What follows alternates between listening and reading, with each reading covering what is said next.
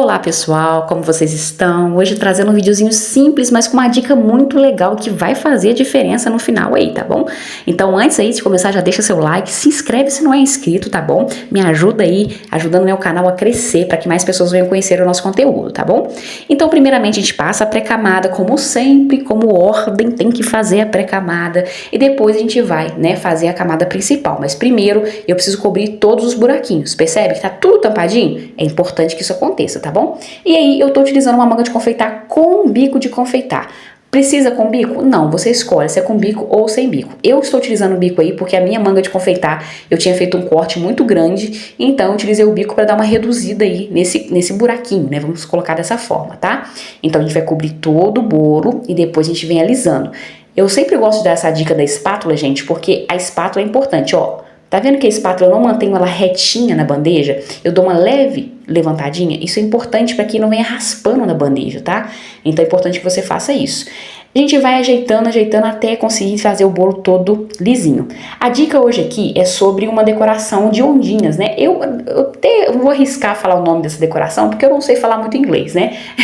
Então não vou arriscar. Mas simplesmente a gente passa a pontinha da espátula para dar umas ondinhas, tá?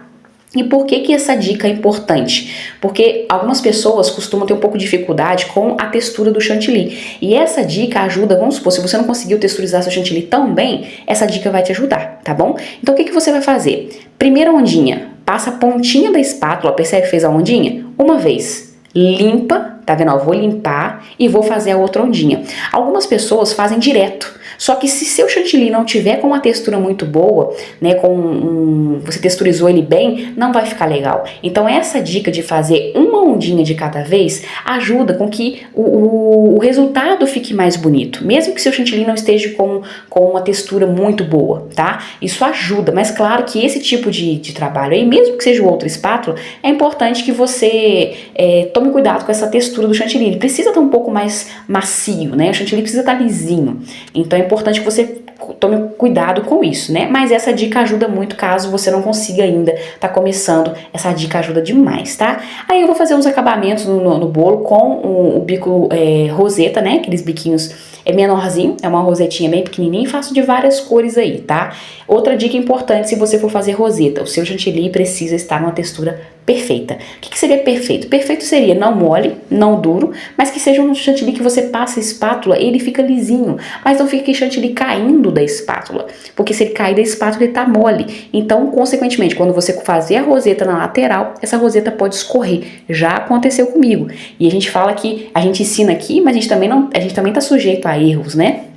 A gente não é perfeito, a gente não é máquina, a gente está sujeito a erros. Então é importante que seu chantilly esteja perfeito, e até mesmo para que esse efeito da roseta fique bonito. Porque se tiver um chantilly muito poroso, não vai ficar legal. Então é importante que você tenha esse cuidado, né? Para que fique lisinho, a roseta fique bonita, enfim.